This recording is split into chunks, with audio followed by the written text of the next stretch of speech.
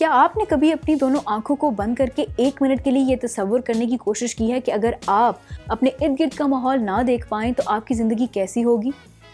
बेरंग, बिल्कुल सही सोच रहे हैं आप।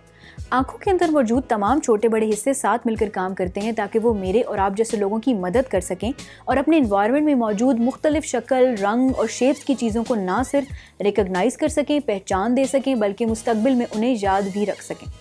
वीडियो शेयरिंग प्लेटफॉर्म यूट्यूब पर कुछ दिन पहले ही एक वीडियो अपलोड की गई है जिसे अब तक लाखों करोड़ों लोग देख चुके हैं। इस वीडियो के क्रिएटर का कहना है कि पलकें, जिन्हें आईलैशेस कहते हैं, इनके अंदर कुछ होल्स पोशीदा होते हैं जिन्हें हिडन होल्स या आंसू पॉइंट कहा जाता है।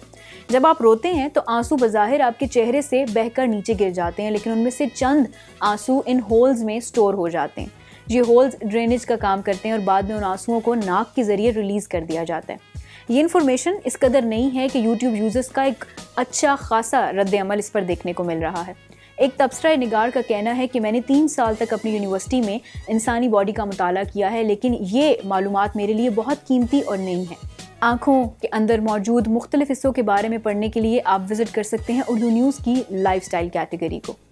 बाखबर रहने के लिए देखते रहिए urdunews.com।